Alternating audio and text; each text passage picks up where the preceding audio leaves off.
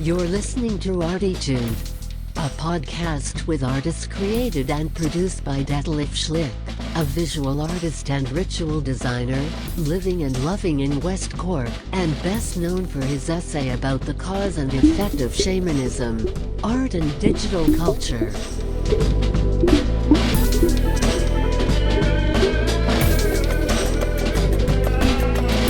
Working in the field of performance, photography, painting, sound, installations, and film, he will dive and discover with us and a weekly creative guest into the unknown and exciting deep ocean of the creative mind.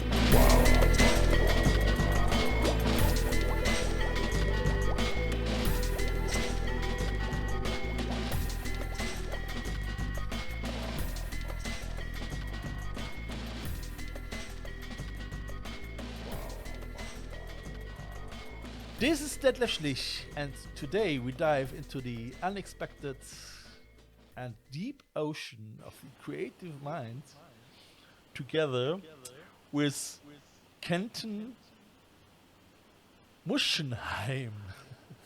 Actually, nobody knows who Kenton Muschenheim is.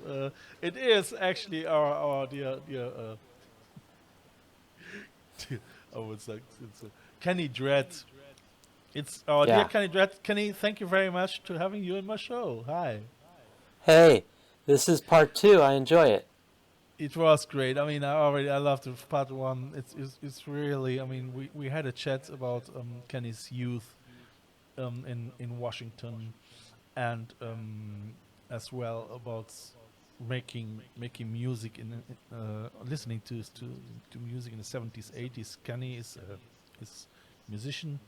And he started with a crossover band between what you have to help me again. That was a crossover band between pretty much between punk rock and funk music, black and white, and right in the middle. But of course now this style has been here forever. Thinking about groups like the Chili Peppers or the Beastie Boys, but this was sort of in the beginning of this pattern, and it was so much fun. You had in the last show you mentioned a special name, go-go, black funk go-go, or yes, because when I was living in Washington D.C., they have a particular local style of funky music in the African American or black community, and in D.C. that is called go-go, and there's going to be links to the go-go sound below, but it's not rap, it's not disco, it's its own style. Pretty much has lots of percussion, drummer and maybe 2 or 3 percussions, and big bands, not just a rapper and a DJ. Yeah. Huge bands with horns, lots of percussion, talking, chanting. Not exactly rapping, so very specific style in D.C. and it was really happening when I was living there in the early 1980s. It was a golden era and a beautiful style of music, very dancing, very danceable. Was it already hip hop? Hip hop was starting to come in. See, hip hop was beginning in New York at that time, beginning to get more and more popular. I was in Washington before hip-hop really kind of came out. It was just beginning. Remember, very, very early 80s, hip-hop wouldn't have reached anywhere but kind of the Bronx or, certain parts of New York City. It wasn't like it is today where hip-hop is now, global pop music, all over the world. I saw it grow through the 1980s, and near the end of the 80s, I saw it change the DC African American or black music. More and more hip-hop style came in, particularly with the rapping. And then it really changed everything because suddenly you didn't need a band anymore. You just needed a DJ and a rapper. That's 2 people, much more inexpensive than a 13 or 14 or 15 piece band plus crew. Sure. So it was a Sure. big change. It was a really big change. It was also the change of one musical form becoming dominant, not just in America, but everywhere, eventually all over the world. That's rap. I was So wondering. hip hop was just starting to come in, and I remember it. Like what you hear so far? Make sure you never miss a show by clicking the subscribe button now. This podcast is made possible by listeners like you. Thank you for your support. Now back to the show. I was just I always I have a timeline in my head, and I use this timeline when I did certain things. Like I used to be DJ as well in Cologne, in an underground club, and for 6 years, and I know I it was actually before Chili Peppers. Oh, almost at the same time. Give it away, give it away, give it away now, and especially, I mean, Mother's Finest, Baby Child, That's funk. Yeah, so, but funk rock, actually. Oh yeah. So, Sure. so I was really looking for bands like Mother's Finest, and I couldn't find any other band at this time, So it was because I love the mix of rock and funk, like they did it, Yeah. So, Well, it's what I was doing, and we had so much fun. My groups played primarily on the punk or alternative white rock circuit, but we also played some of the go-go, and then it was an incredible experience to play for thousands of African American black teenagers. I mean, did you? thousands. Where? Only a few times in D.C., opening up for some of the famous groups of the go-go music. All right. And it was an incredible experience because we survived, and I don't think the kids, the black kids really, even though Like- we thought we were playing go-go or like a go-go Yeah. with some rock, it wasn't exactly their style of go-go, so they just looked at us. That I was actually was wondering, crazy. and I was thinking already in the first part to asking you about that, how it was to play as a white musician, black music. I mean, so Well, as I said, the majority of our playing was on the white circuit, because at that time the bands that were playing, the underground or punk rock or alternative rock bands, it was completely separate from the go-go primary African American clubs and venues in D.C. Now, that Yeah. being said, there were a lot of African American musicians on the punk scene, and the greatest punk group of all time came from Colours. D.C., which is was it Bad Brains. Colorfield? Was it Colors or Colorfield? I'm not sure, but I'm The talking 80s. about, you're talking about Living Color. Living Color, yes, yeah. So the group that there was a group that came before Living Color, all black punk group called Bad Brains, and I'll put the link know. below. Bad Brains Yeah, is essentially one of the top 2 or top 3 punk rock bands of all time and Yeah. of all history, and they're black. Similar Yeah. how Jimi Hendrix, black guy on the rock scene, playing the rock guitar, the hard rock guitar. Bad Brains were the best of the 80s style punk, what they call hardcore punk, and they came from Washington also. So my experience was interesting because we did play for all black audiences once in a while, not Yeah. very much, and it Did wasn't the always. applause? They would just look at us, I think, more with curiosity. It was just because, strange to them. Not good, not bad, just bizarre. But I have to say, there were a few times when we did it, Yeah, because, again, my groups would have been interracial bands. So I distinctly remember one gig we went, and it was pure black club, and we rocked it. And everyone was dancing, having a good time. Here we are, a band, pretty much half black, half white, kicking it, and it was great. It It was a So great I'm experience. so I'm probably the fact that you had at least a couple of Jamaican in your band helped you somehow as well. That's Well, you could establish you a little bit. in this group, nobody was from these weren't Jamaicans. In those groups that was playing on this funk circuit, none of those guys were Jamaican. All right, That was a different scene. That was a different musical area, which all was right. the reggae side. Okay, so that's still okay. So you see, I confused that. So that was before your reggae time. That was really. I think. No, it was the same time.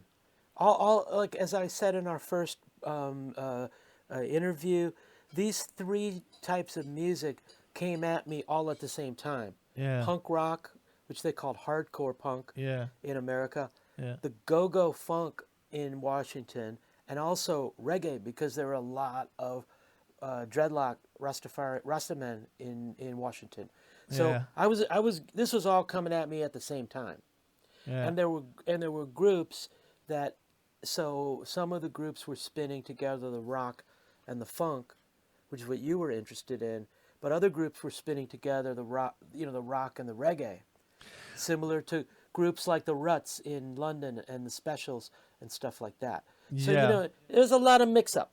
Yeah. Yeah. Yeah. I mean, I must say, as rap started, for instance, I really liked it, and especially I was more researching as well in the socio political cultural phenomenon of rap, and for me it was totally clear that this was a music style just for people living in Harlem or just for the black culture instead fighting or rapping, and so that was actually a reason why I never ever thought about it as German musician to rap in German, because I thought, no, this is I leave that for the Black American culture, because it's not really my right to take over this genre. Okay, but look what subsequently happened. Yeah, Everybody raps all over the world. yeah, I know, yeah, Thai, I know, German, Chinese, Indian. Rap is global yeah, music, yeah. and Now, so yeah, yeah. that's eventually it became 1,000% global. Like, Probably and nobody knows. it's Probably nobody it, knows where it comes from. yeah, sure. There's kids now because remember rap has been around since 1980, right? 40 Fuck years your now. mother. Oh, sorry. Yeah. Right, 40 years. So there's a kid who's 10, 12 years old. All he's ever heard all his life is rap. And he may be in Germany, he may be in Poland, he may be in China. It doesn't really matter. And he may not even fully conceive of rap as originally black music because he's 12 years old. He's just heard it all around him all his life, Sure. I mean, So, probably from PlayStation 5 or a BTX game or whatever. So. look, I mean, it's fascinating to me because, speaking about my youth there in D.C. and this mixing of black and white music, but yet I was playing it, for different audiences, primarily the white audience, but we were bringing the funk to them. And then occasionally, as I was mentioning a minute ago, to some black audiences. But nowadays, there is not really a differentiation in the audience anymore. In those days, rap and funk was still primarily listened to by black music. Yeah, a lot of white people listen to by black people, but nowadays it's completely different. The identity, music as a social identity, is over. It's over. I just tried to find an analogy if you're right or wrong. So do you really think it's over? I mean, it's prevalent in, let's say, youth, like youth all over the world. Rap and hip hop is still one of their number one sounds. Another big one is EDM nowadays. What? EDM? EDM, electronic dance music, techno, Yeah, techno, yeah. But psytrance, all that. more in the funk direction. Yeah, well, or that's, I mean, particularly in Germany, in Berlin and stuff, it's like it's the sound of urban youth. But anyway, something has changed to a very big degree music has been unhooked from social identity like it was in the past. Because, black people can talk about, rap music that, they originated it and all that stuff. Fair play, they did. But here we are 40 years later, and I mean, people all over the world practice and put out rap music. And it's kind of like you can't really say it's the sound, it's 1,000% connected and related to, the black audience. I mean, yes, originally, but now is much different. Yeah, sure. I mean, yeah. But sometimes, if I think back how it was, like Elvis Presley was one of the first one who took really the black blues music into a white rock and roll thing. It's a little bit similar. Yeah, but also on the other, and in a lot of discussion in the last several years has been Yeah. about this idea of what's called appropriation. What is it? Now, it's a big theme in discussion in America, particularly. It's basically this idea about in so many words, like white people, white musicians taking black music, making it their own, and making a lot of money at it. Now, this has been going on forever, but on the other hand, no one ever talks about the appropriation of black jazz musicians appropriating Tin Pan Alley, Broadway musical songs to create what they call the standard songbook of jazz. Yeah. So, this is be very controversial, a discussion for me to get on in America. If I was on Twitter with certain themes, I would get crucified. I'm a white dude called Kenny Dread. You know what I mean? I would get they would tear me apart, and because it's a new world now of policing political correct concepts. Yeah. And this is one where obviously I'm on the wrong side of the times. I believe that music, the growth of any art form, is always going to be appropriating the past and other cultures. It's inevitable. And if you try to police that, you're yelling at a storm. You're yelling at the. It's impossible. This is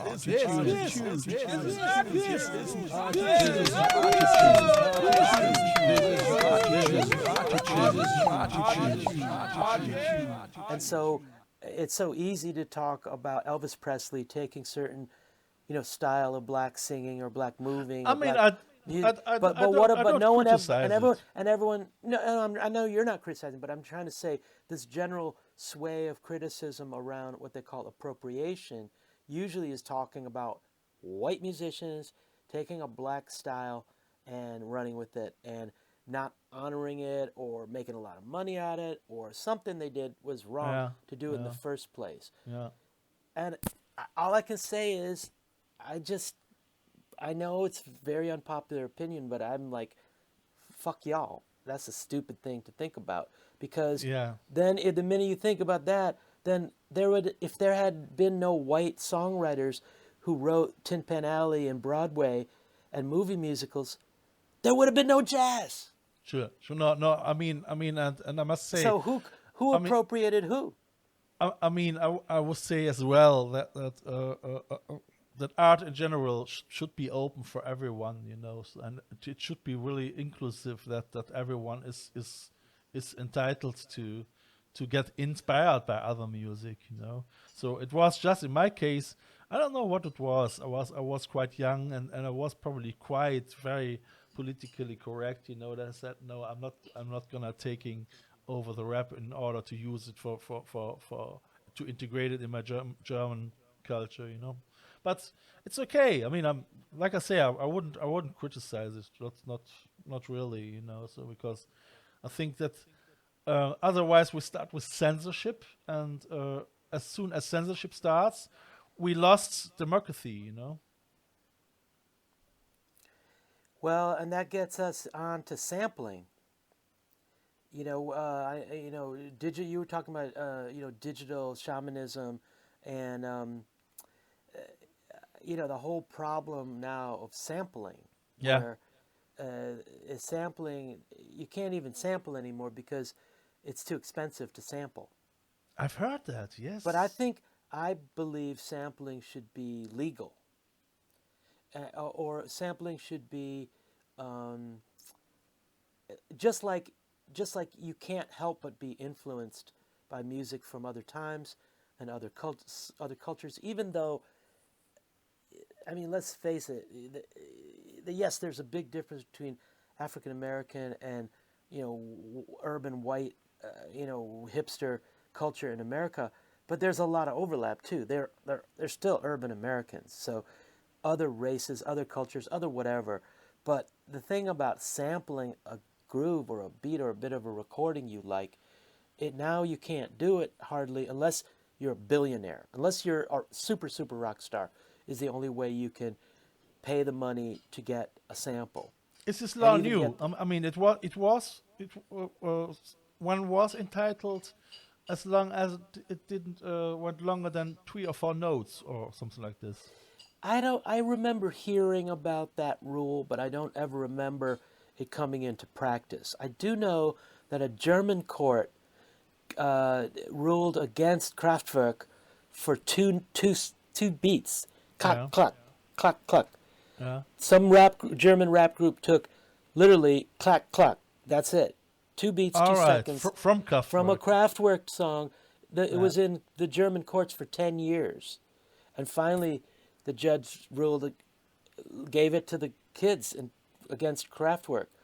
So, yeah. but that's still a big precedent because, so what I believe is that everyone should have the right to sample, but Take you got care to of the pay. microphone. Oops, sorry. Don't worry. Yeah, I'm getting excited. Yeah, Excuse it's me. fine. It's great. I believe everybody should have a right to sample, but within like legal way to do it.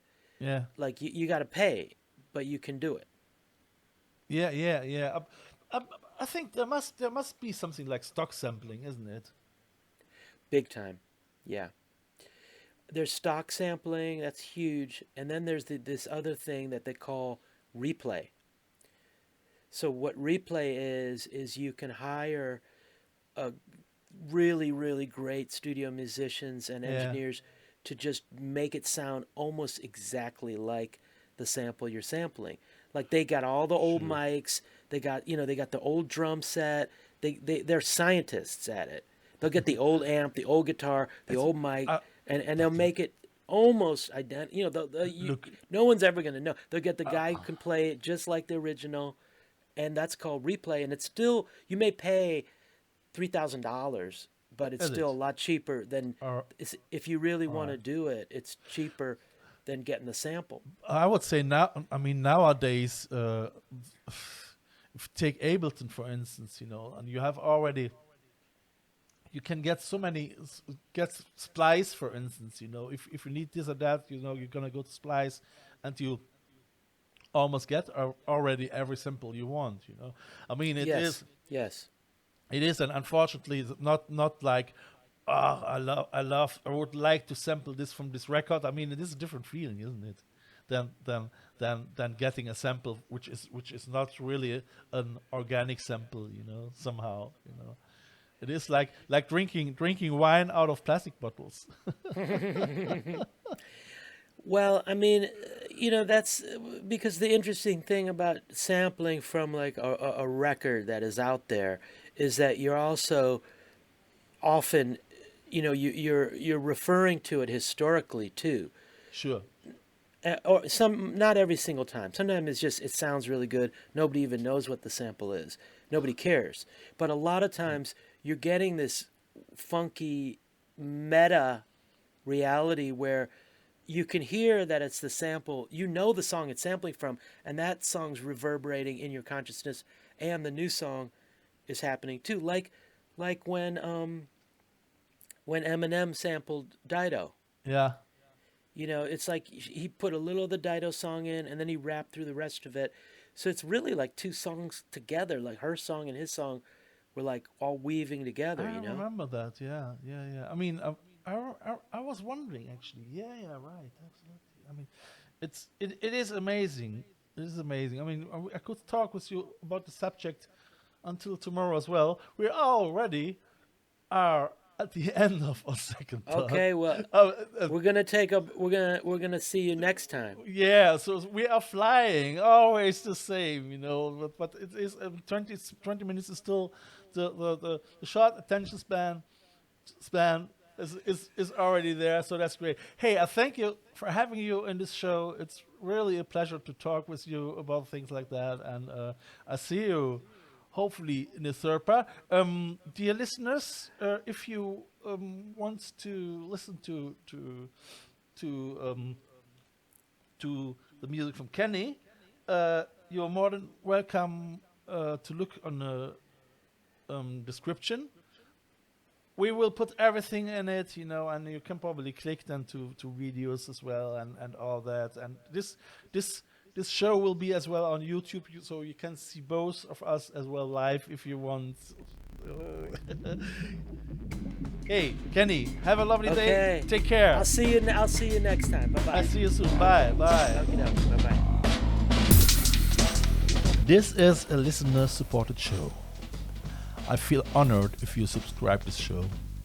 You can follow me non-financial with the following click on one of my Instagram accounts, or subscribe the visual version of this podcast on YouTube via the link below. If you like what you hear, be sure to tune in this Sunday for the third part of this ArTEEtude audio triptych. If you want to leave a donation for a coffee or a bus ticket, just follow the donation link via the ArTEEtude podcast account. Eventually, I would like to thank, through this medium, all my members and listeners of the I Love West Cork Artists Network from all over the world. Just to remember myself that without you, this here couldn't and wouldn't happen.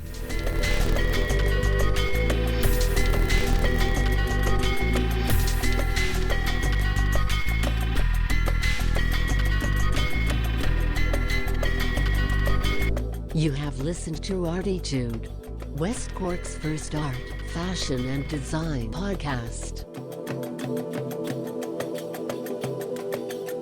ArTEEtude, never so close again. That was too close.